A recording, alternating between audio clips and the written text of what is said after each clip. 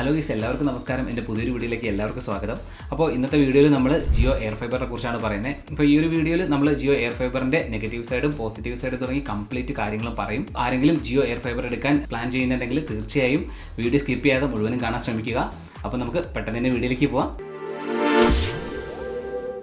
Guys, അപ്പോൾ നമ്മൾ Jio air fibre എടുക്കാൻ ഉദ്ദേശമുണ്ടെങ്കിൽ ഫസ്റ്റ് നമ്മൾ ഉറപ്പാക്കേണ്ട ഒരു കാര്യം എന്ന് പറയുന്നത്, നമ്മൾ എവിടെയാണോ ആ കണക്ഷൻ എടുക്കുന്നത് ആ ഒരു ഏരിയയിൽ അല്ലെങ്കിൽ ആ ഒരു സ്പോട്ടിൽ ജിയോ 5G ഇൻ്റർനെറ്റ് നല്ല രീതിയിൽ കിട്ടുന്ന ഒരു സ്ഥലമായിരിക്കണം. എങ്കിൽ മാത്രമേ ഈ ഒരു ജിയോ എയർ ഫൈബറിൻ്റെ ഒരു 100% നമുക്ക് റിസൾട്ട് കിട്ടുള്ളൂ എന്നുള്ളത്. അപ്പോൾ ജിയോ എയർ ഫൈബറിൻ്റെ പേര് സൂചിപ്പിക്കുന്ന പോലെ തന്നെ നമുക്ക് പ്രത്യേകിച്ച് കേബിൾ കണക്ഷൻസ് ഒന്നും ഇതിന് വരുന്നില്ല. നമുക്ക് ഈ ഒരു ഇൻ്റർനെറ്റ് കണക്ഷന് വേണ്ടിയിട്ട് നമുക്കൊരു ഔട്ടർ യൂണിറ്റ് ആണ് വരുന്നത്. നമ്മുടെ തൊട്ടടുത്തുള്ള ജിയോ ടവറിൽ നിന്ന് ഈ ഒരു outer unit direct signal receive ചെയ്യുകയാണ് ചെയ്യുന്നത്. അതുകൊണ്ട് തന്നെയാണ് പറഞ്ഞത് നമ്മൾ ഈ ഒരു വൈഫൈ കണക്ഷൻ എടുക്കാൻ ഉദ്ദേശിക്കുന്ന സ്ഥലത്ത് നല്ല രീതിയിൽ 5G ഇൻ്റർനെറ്റ് ആക്സസ് ചെയ്യാൻ പറ്റണം എന്നുള്ളത്. നമ്മുടെ ജിയോ എയർ ഫൈബർ എടുക്കാനുള്ള രജിസ്ട്രേഷൻ പ്രോസസ്സൊക്കെ വളരെ സിമ്പിളാണ്. നമ്മുടെ മൈ ജിയോ ആപ്പിൽ തന്നെ ജിയോ എയർ ഫൈബർ എന്ന് പറഞ്ഞൊരു ഓപ്ഷൻ ഉണ്ടാവും. അത് ക്ലിക്ക് ചെയ്യുമ്പോൾ ഒരു ഫോം വരും. ആ ഒരു ഫോമിൽ ഉള്ള ഫുൾ ഡീറ്റെയിൽസ് നമ്മൾ ഫില്ല് ചെയ്യുക. ഒപ്പം ഒരു 50 രൂപ ഇവർ ഒരു അപ്പോയിൻമെൻറ്റ് ഫീസായിട്ട് ഈടാക്കുന്നുണ്ട്. അപ്പോൾ നമ്മുടെ സമയത്തിനനുസരിച്ചുള്ള ഒരു അപ്പോയിൻമെൻറ്റ് സ്ലോട്ട് ബുക്ക് ചെയ്യാവുന്നതാണ്. അടുത്ത വരുന്ന വിൻഡോയിൽ നമുക്ക് എപ്പോഴാണോ നമുക്ക് കണക്ഷൻ വേണ്ടത് ആ ഒരു ഡേറ്റും ടൈമും ഫില്ല് ചെയ്യുക. ഇനി ഒരു EKYC പ്രോസസ്സാണുള്ളത്. ഇതിന് വേണ്ടിയിട്ട് ഏകദേശം നമ്മൾ ഈ സ്ലോട്ട് ബുക്ക് ചെയ്ത് ഒരു 2 മണിക്കൂറിൻ്റെ ഉള്ളിൽ തന്നെ ഇവരുടെ റെപ്രസെൻറ്റേറ്റീവ് നമ്മൾ എവിടെയാണോ നിൽക്കുന്നത് അവിടെ വന്ന് അവരുടെ EKYC പ്രോസസ്സ് കംപ്ലീറ്റ് ചെയ്യാണ് ചെയ്യുന്നത്. അപ്പോൾ നമ്മുടെ ഈ ഒരു EKYC ചെയ്യുന്ന ടൈമിൽ തന്നെ നമ്മൾ നല്ലൊരു പ്ലാൻ ചൂസ് ചെയ്യണം എന്നുള്ളതും അത് അഡ്വാൻസ് ആയിട്ട് പേ ചെയ്യണമെന്നുള്ളത് മാത്രമാണ് ഈ ജിയോ എയർ ഫൈബർ എടുക്കാനുള്ള ഓരോ നിബന്ധന. ഇനി നമ്മുടെ ജിയോ എയർ ഫൈബറിൻ്റെ ഇൻസ്റ്റലേഷൻ പ്രോസസ്സാണ്. അപ്പോൾ നമ്മുടെ EKYC പ്രോസസ്സൊക്കെ കഴിഞ്ഞ് കുറച്ച് മണിക്കൂർ കഴിയുമ്പോൾ ജിയോയുടെ തന്നെ ഒരു ടെക്നീഷ്യൻ നമ്മൾ എവിടെയാണോ കണക്ഷൻ എടുക്കാൻ ഉദ്ദേശിക്കുന്ന ആ ഒരു സ്ഥലത്ത് എത്തുകയും ഈ ജിയോ എയർ ഫൈബറിൻ്റെ ഇൻസ്റ്റലേഷൻ പ്രോസസ്സ് സ്റ്റാർട്ട് ചെയ്യുകയും ചെയ്യും. അപ്പോൾ ഈ ഒരു ഇൻസ്റ്റാളേഷൻ ടൈമിൽ നമ്മൾ ശ്രദ്ധിക്കാനുള്ളത് ഈ ഒരു ഔട്ട്സൈഡർ യൂണിറ്റും അതുപോലെ തന്നെ നമ്മൾ ഈ ഒരു ടവറിൻ്റെയും നടുക്ക് ഒരു രീതിയിലുള്ള തടസ്സങ്ങളും ഉണ്ടാവാൻ പാടില്ല. നമ്മുടെ ഓലയും അതുപോലെ തന്നെ ഈ മരങ്ങളോ ഒന്നും ഉണ്ടാവാൻ പാടില്ല. അത് നമ്മുടെ ജിയോയുടെ ഇൻ്റർനെറ്റിൻ്റെ സ്പീഡ് കുറയ്ക്കാൻ സാധ്യതയുണ്ടെന്നാണ് പറയപ്പെടുന്നത്. അപ്പം നമ്മൾ അത് ഉറപ്പുവരുത്തുക. അപ്പോൾ ഈ ഔട്ട്സൈഡ് യൂണിറ്റ് സെറ്റ് ചെയ്ത് കഴിഞ്ഞാൽ ഇനി അടുത്ത പ്രോസസ്സായിട്ട് വരുന്നത് നമ്മൾ ഈ റൗട്ടർ സെറ്റ് ചെയ്യുക എന്നുള്ളതാണ്. അപ്പോൾ ജിയോയുടെ ഈ ഒരു റൗട്ടർ കാണാൻ തന്നെ ഭയങ്കര ഭംഗിയാണ്. അപ്പോൾ നമുക്ക് നമ്മുടെ വീടിൻ്റെ ഉള്ളിൽ ഈ ഒരു റൗട്ടർ എവിടെ വേണമെങ്കിലും നമുക്ക് ഫിക്സ് ചെയ്യാം. കാരണം പ്രത്യേകിച്ച് ആൻറ്റിന ഒന്നും വരാത്തതുകൊണ്ട് തന്നെ കാണാൻ വളരെ ഭംഗിയായിട്ടുള്ള ഒരു റൗട്ടർ തന്നെയാണിത്. അപ്പോൾ നമ്മുടെ റൗട്ടറും അതുപോലെ തന്നെ നമ്മുടെ DTH ബോക്സും വളരെ പെട്ടെന്ന് തന്നെ സെറ്റ് ചെയ്യും. ഏകദേശം ഒരു 2 മണിക്കൂറിൻ്റെ ഉള്ളിൽ തന്നെ നമുക്ക് ഒരു ജിയോ എയർ ഫൈബറിൻ്റെ കണക്ഷൻ നമുക്ക് കിട്ടിത്തുടങ്ങും കേട്ടോ. ഞാനിപ്പോൾ യൂസ് ചെയ്യുന്നത് ജിയോ എയർ ഫൈബറിൻ്റെ 30 Mbps ബേസിക് പ്ലാനാണ്. ഈ ഒരു പ്ലാനിൽ മാസം നമുക്ക് 1000 GB ആണ് ലഭിക്കുന്നത്. മാത്രമല്ല നമുക്കൊരു 800ഓളം ചാനൽസും അതുപോലെ തന്നെ ഒരു 15ഓളം OTTസും ഇതിനകത്ത് ഇൻക്ലൂഡഡ് ആണ്. അതുപോലെ തന്നെ 100 Mbpsൻ്റെയും 1 Gbpsൻ്റെയും മറ്റുള്ള പ്ലാനുകളും ഉണ്ട്. അപ്പോൾ അത് നമ്മുടെ ഇഷ്ടാനുസരണം നമുക്ക് ഏത് പ്ലാനാണോ വേണ്ടത് അത് നമുക്ക് ചൂസ് ചെയ്യാവുന്നതാണ്. അപ്പോൾ ഈ ഒരു ബേസിക് പ്ലാനിന് ചാർജ് വരുന്നത് 599 രൂപയാണ്. പ്ലസ് GST ചേർത്ത് ഏകദേശം ഒരു 740 രൂപയോളം ഇതിന് ചാർജ് വരും. അപ്പോൾ നമ്മുടെ ജിയോ എയർ ഫൈബറിൻ്റെയും ജിയോ ഫൈബറിൻ്റെയും പ്ലാൻസ് തമ്മിൽ കമ്പയർ ചെയ്യുകയാണെങ്കിൽ ജിയോ എയർ ഫൈബറിൻ്റെ പ്ലാൻസൊക്കെ നമുക്ക് കുറച്ച് എക്സ്പെൻസീവായിട്ട് തോന്നും. പക്ഷേ നമ്മൾ വീട്ടിൽ DTH ചാനൽസൊക്കെ യൂസ് ചെയ്യുന്ന ആൾക്കാരാണെങ്കിൽ അല്ലെങ്കിൽ നമ്മൾ OTTs ഒക്കെ യൂസ് ചെയ്യുന്ന ആൾക്കാരാണെന്നുണ്ടെങ്കിൽ നമുക്ക് ഈ ജിയോ എയർ ഫൈബറിൻ്റെ പ്ലാൻസ് ഒരു മൊത്തലായിരിക്കും. കാരണം ഏകദേശം 800ഓളം ചാനൽസും അതുപോലെ 15ഓളം OTT പ്ലാറ്റ്ഫോംസും നമുക്ക് ഈ ജിയോയുടെ ബേസിക് പ്ലാനിൽ തന്നെ കിട്ടുന്നുണ്ട്. നമ്മൾ ചാനൽസൊക്കെ യൂസ് ചെയ്യുന്നുണ്ടെങ്കിൽ പോലും നമുക്ക് മാസം 200 രൂപയോളം അതിന് മാറ്റണം. അതുപോലെ തന്നെ നമ്മൾ OTT യൂസ് ചെയ്യണമെങ്കിൽ അതിനും ഏകദേശം മാസം കണക്കാക്കുമ്പോൾ ഒരു 200 രൂപയോളം അതിനും ആവുന്നുണ്ട്.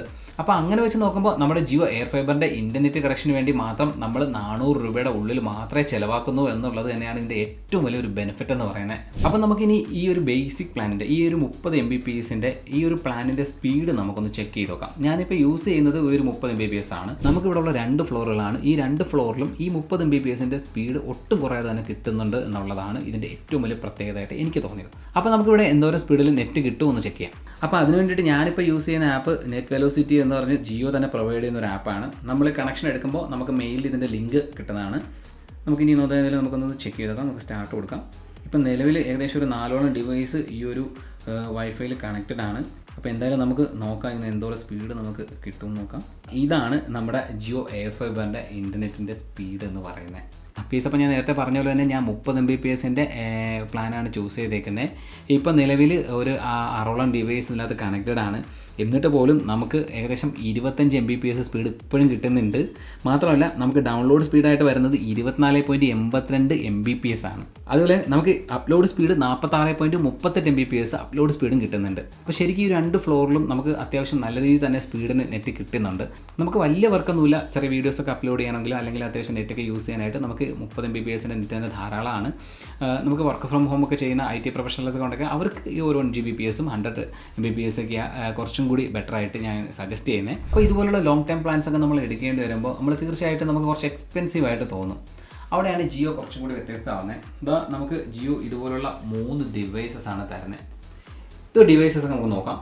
ഇത് ജിയോയുടെ DTH ബോക്സ് ആണ് കേട്ടോ. ഇതിന് ഏകദേശം 6400 രൂപ റേറ്റ് വരുന്നുണ്ട്. അപ്പോൾ ഇതാണ് ജിയോ എയർ ഫൈബറിൻ്റെ റൗട്ടറായിട്ട് വരുന്നത്. ഇത് Wi-Fi 6 സപ്പോർട്ട് ചെയ്യുന്ന കേട്ടോ. അതുപോലെ തന്നെ ഈ ഒരു റൗട്ടറിന് ഏകദേശം 10,000 രൂപയോളം റേറ്റ് വരുന്നുണ്ട്. വളരെ മനോഹരമായിട്ടുള്ളൊരു ഡിസൈനാണ് ഈ ഒരു റൗട്ടറിനുള്ളത്. ഫൈനലി ഇതാണ് ജിയോ എയർ ഫൈബറിൻ്റെ ഔട്ടർ യൂണിറ്റ്. ഇത് നമ്മുടെ ഒരു ആൻറ്റിന പോലെയൊക്കെ വർക്ക് ചെയ്യുന്ന ഒരു സംഭവമാണ്. ഇതിന് എത്ര രൂപയാണെന്നുള്ളത് അറിയില്ല, ഒരുപാട് സബ്സിഡിയൊന്നും കിട്ടിയിട്ടില്ല. എന്നാലും ഒരു 5000 കുറയാതെ എന്തായാലും റേറ്റ് വരുന്ന ഒരു സംഭവം തന്നെയാണ്. അപ്പോൾ ഈ ഒരു ഡിവൈസാണ് നമുക്ക് ജിയോ എയർ ഫൈബറിൻ്റെ ഒരു ഔട്ടർ യൂണിറ്റ് ആയിട്ട് വരുന്നത്, ഒരു ആൻറ്റിനയൊക്കെ ആയിട്ട് വർക്ക് ചെയ്യുന്നത്. അപ്പോൾ ടോട്ടലി നമുക്ക് ഈ ഇത്രയും ഡിവൈസും കൂടി ചേർത്ത് ഏകദേശം ഒരു 15,000 രൂപയോളം വില വരുന്നുണ്ട്. ഇത് നമ്മൾ കമ്പയർ ചെയ്യുകയാണെങ്കിൽ ഒരിക്കലും നമ്മൾ ആ ലോങ് ടൈം പ്ലാനുകൾ ഒരിക്കലും നമുക്കൊരു നഷ്ടമായിട്ട് തോന്നുന്നില്ല. നമ്മൾ ജിയോ ഫൈബറും ജിയോ എയർ ഫൈബറും തമ്മിൽ നമ്മൾ കമ്പയർ ചെയ്യുകയാണെങ്കിൽ ജിയോ എയർ ഫൈബറിൻ്റെ ഏറ്റവും വലിയ പ്രത്യേകത എന്തെന്ന് പറഞ്ഞാൽ നമുക്ക് ഈസി ആയിട്ട് ഷിഫ്റ്റ് ചെയ്യാം. 5G ഇൻ്റർനെറ്റ് കിട്ടുന്ന സ്ഥലമായിരിക്കണമെന്ന് മാത്രം. എന്നാൽ നമുക്ക് ജിയോ ഫൈബർ എവിടെയെങ്കിലും ഷിഫ്റ്റ് ചെയ്യണമെങ്കിൽ ആ ഷിഫ്റ്റ് ചെയ്യുന്ന സ്ഥലത്ത് അവരുടെ കേബിൾ പോയിരിക്കണം, പോസ്റ്റ് പോയിരിക്കണം, ബോക്സ് പോയിരിക്കണം, എങ്കിൽ മാത്രമേ നമുക്ക് കിട്ടുള്ളൂ. അപ്പോൾ ഞാൻ മറ്റൊരു സ്ഥലത്ത് ജിയോ ഫൈബർ യൂസ് ചെയ്തിരുന്നതാണ്.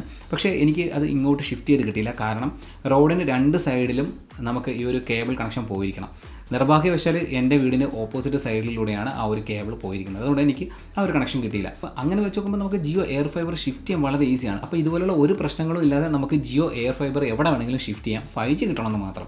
അപ്പോൾ ജിയോ എയർ ഫൈബറിൻ്റെ മറ്റൊരു പ്രത്യേകത എന്താണെന്ന് വെച്ചാൽ ഇതിൻ്റെ ഇൻസ്റ്റലേഷൻ ചാർജും അതുപോലെ തന്നെ ഈ ഇൻസ്റ്റലേഷൻ ടൈമിൽ കിട്ടുന്ന 3 ഡിവൈസും പൂർണ്ണമായിട്ട് നമുക്ക് സൗജന്യമായിട്ടാണ് ജിയോ തരുന്നത് എന്നുള്ളതാണ്. അപ്പോൾ ഈ ഡിവൈസിനൊക്കെ നമുക്ക് ലൈഫ് ടൈം വാറണ്ടി ലഭിക്കും എന്നുള്ളതാണ്. നമ്മുടെ ഫൈനലി ഈ DTH ബോക്സ് കൂടി സെറ്റ് ചെയ്യുമ്പോൾ കംപ്ലീറ്റ്ലി നമ്മൾ ജിയോ ഫൈബർ ആക്സസ് ചെയ്യാൻ തുടങ്ങും.